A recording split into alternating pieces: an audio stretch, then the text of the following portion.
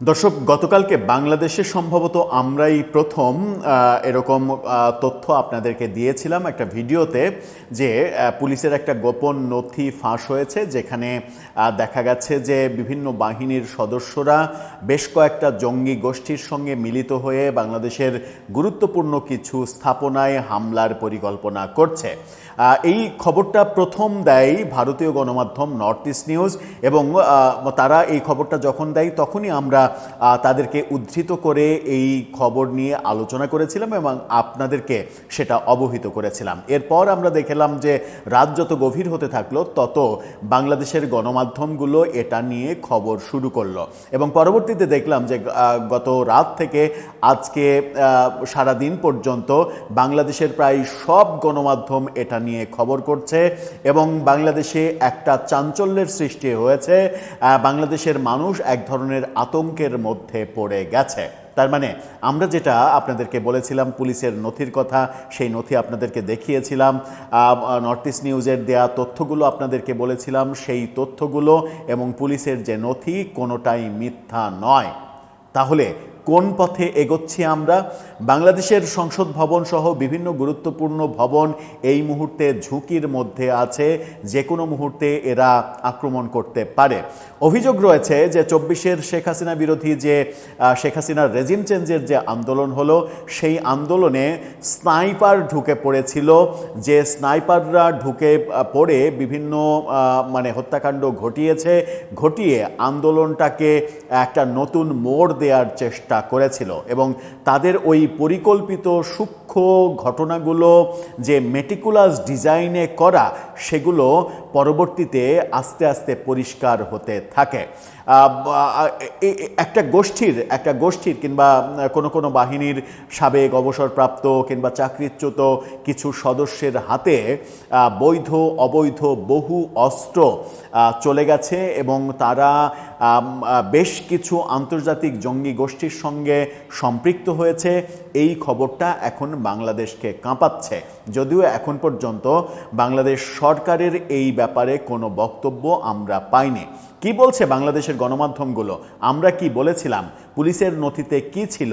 কি হতে চলেছে? চলুন আর একবার একটু ভালো করে বুঝে দেখার চেষ্টা করি এই ভিডিওতে। থাকবেন পলিটিক্স টিভির নিয়মিত আয়োজনে।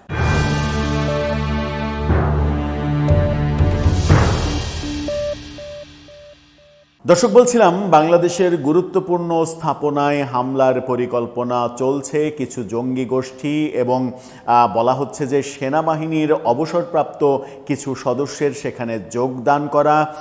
এর আগে আরেকটি বাহিনীর কিছু সদস্যর কিছু জঙ্গি গোষ্ঠী পাকিস্তানি বিভিন্ন বিচ্ছিন্নতাবাদী গোষ্ঠীর সঙ্গে সম্পর্ক, যোগাযোগ এবং তাদেরকে অ্যারেস্ট করা, তাদেরকে জিজ্ঞাসাবাদের জন্য বিভিন্ন জায়গায় নিয়ে যাওয়া, এই ব্যাপারগুলো আভাস দিয়েছিল কিন্তু ভারতীয় গণমাধ্যম নর্থ ইস্ট নিউজ। আমরা তখন ব্যাপারগুলো আসলে আমলে নিইনি, কিন্তু এই খবরটা নর্থ ইস্ট নিউজ দেওয়ার পরে বাংলাদেশের সমস্ত গণমাধ্যমের টনক নড়েছে। যখন আমরা আলোচনা করলাম, আমাদের ভিডিও প্রকাশিত হলো, তার পরপরই দেখলাম যে রাত যত গভীর হতে থাকলো তত বাংলাদেশের গণমাধ্যমগুলো এটাকে গুরুত্ব দেওয়া শুরু করলো। বাংলাদেশের অন্তত দুটো গণমাধ্যমের শিরোনাম আপনাদের দেখাতে চাই। ঢাকা পোস্ট বলছে, গুরুত্বপূর্ণ স্থাপনায় হামলার পরিকল্পনা, সারা দেশে সতর্কতা জোরদার। এই কথা যখন ঢাকা পোস্ট বলছে, তখন আরেকটি পত্রিকার শিরোনাম আপনারা দেখে নিন, সেখানে ইত্তেফাকের এই শিরোনামটা দেখে নিন। ইত্তেফাক বলছে, সংসদ সহ গুরুত্বপূর্ণ স্থাপনায় হামলার আশঙ্কা, সতর্কতা জারি পুলিশের। এই যে ভয়াবহ তথ্যগুলো আসছে বিভিন্ন গণমাধ্যমে, এই ভয়াবহ তথ্যগুলো উঠে আসছে, এই তথ্যগুলোই বলে দেয় যে কিছু একটা হতে চলেছে। বাংলাদেশের গণমাধ্যমগুলো কি বলছে শুনুন। নিষিদ্ধ ঘোষিত একটি উগ্রবাদী সংগঠনের সমর্থকদের সম্ভাব্য নাশকতার পরিকল্পনা ঘিরে দেশের গুরুত্বপূর্ণ স্থাপনাগুলোর নিরাপত্তা জোরদারের নির্দেশ দেওয়া হয়েছে। পুলিশ সদর দপ্তরের একটি চিঠিতে এই তথ্য দেওয়া হয়েছে। চিঠিতে বলা হয়েছে, সম্প্রতি গ্রেপ্তার হওয়া উগ্রবাদী সংগঠনের সদস্য ইশতিয়াক আহমেদ সামি ওরফে আবু বক্কর ওরফে আবু মোহাম্মদের সঙ্গে একটি বাহিনীর চাকরিচ্যুত 2 সদস্যের নিয়মিত যোগাযোগের তথ্য পাওয়া গেছে বলে সংশ্লিষ্টরা জানিয়েছে। এই গণমাধ্যম কিন্তু বলছে একটি বাহিনীর, তার মানে ব্যাপারটা যেহেতু সেন্সিটিভ, সেহেতু ওই নর্থ ইস্ট নিউজ যেখানে সরাসরি মানে একটি বাহিনীর মানে নাম সহ বলেছে, একটি না অন্তত দুইটি বাহিনীর নাম সহ বলেছে, সেটা বাংলাদেশের গণমাধ্যম নাম সহ বলেনি। কিন্তু এখানে স্পষ্ট যে জাতীয় সংসদ, আইনশৃঙ্খলা রক্ষাকারী বাহিনীর স্থাপনা ও সদস্য, ধর্মীয় উপাসনালয়, বিনোদন কেন্দ্র, শাহবাগ সহ গুরুত্বপূর্ণ এই যে আইনশৃঙ্খলা রক্ষাকারী বাহিনীর স্থাপনা, এটাতে নর্থ ইস্ট নিউজ একেবারে স্পষ্ট করে বলেছে যে সেনাবাহিনীর বিভিন্ন স্থাপনায় হামলার পরিকল্পনা করছে। ভয়াবহ এই প্ল্যান। সেখানে এই যে জঙ্গি সংগঠনগুলো যাদের মানে ব্যাপারে বলা হচ্ছে, ওই চিঠিটাতে চলুন আমরা একটু যাই, যে চিঠিটা পুলিশ সদর দপ্তরের নথি যেটা প্রকাশিত হয়েছে, সেই চিঠিটা আরেকবার আপনারা একটু দেখে নিন। সেই চিঠিতে বলা হয়েছে যে নিষিদ্ধ ঘোষিত উগ্রবাদী সংগঠনের সমর্থক কর্তৃক গুরুত্বপূর্ণ স্থাপনায় হামলার পরিকল্পনা সংক্রান্ত সম্প্রতি গ্রেপ্তারকৃত নিষিদ্ধ ঘোষিত উগ্রবাদী সংগঠনের সদস্য ইশতিয়াক আহমেদ সামি ওরফে আবু বক্কর ওরফে আবু মোহাম্মদের সাথে চাকরিচ্যুত 2 জন সেনা সদস্যের নিয়মিত যোগাযোগের বিষয়ে তথ্য পাওয়া গিয়েছে। তারা রাষ্ট্রীয় গুরুত্বপূর্ণ স্থাপনাসমূহ যেগুলো বললাম সেগুলোতে হামলা, বোমা বিস্ফোরণ, এমনকি দেশীয় ধারালো অস্ত্র কিংবা আগ্নেয়াস্ত্র দিয়ে হামলা করতে পারে মর্মে জানা যায়। এ লক্ষ্যে তারা বিভিন্ন বাহিনীর অস্ত্রাগারে হামলার পরিকল্পনা গ্রহণ করে থাকতে পারে। দেশের সার্বিক নিরাপত্তার জন্য তারা অত্যন্ত ঝুঁকিপূর্ণ।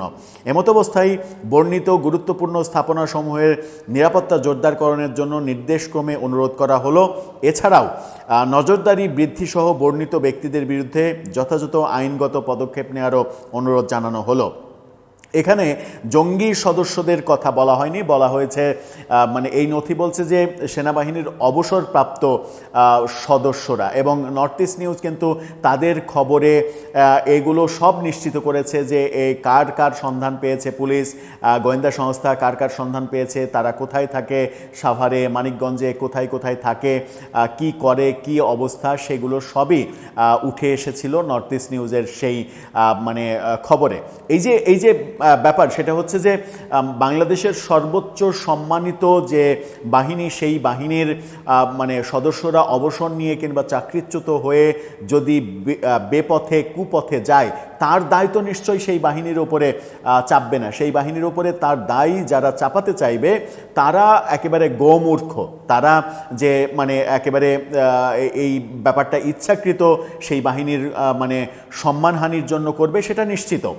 কোনোভাবেই বাহিনীর ওপরে এই দায় যেতে পারে না। তবে পুলিশ সহ সমস্ত বাহিনীরই উচিত এরকম মানে একেবারে খুবই মানে স্পর্শকাতর ব্যাপারে আরও বেশি সতর্ক অবস্থানে যাওয়া, এবং সতর্ক অবস্থানে গিয়ে যেটা করা সেটা হচ্ছে যে কোনোভাবেই তাদের পরিকল্পনা যেন বাস্তবায়িত না হয়। যেটা আমরা ইন্ট্রোর শুরুতেই বলছিলাম যে 24-এর আন্দোলনের সময় স্নাইপার বাহিনীর মানে প্রকোপ আমরা দেখেছিলাম, এবং যে সূক্ষ্ম মৃত্যুগুলো, যেখানে পুলিশের কোনো অভিযান নেই, যেমন পানি লাগবে পানি, যে মুগ্ধর মৃত্যু, সেই মৃত্যু কিন্তু বিতর্ক তৈরি করেছে যে তার আশেপাশে কোনো পুলিশ ছিল না, গুলি করার কোনো অ্যাপ্রোচ ছিল না, অথচ মুগ্ধ তাহলে মারা গেল কিভাবে?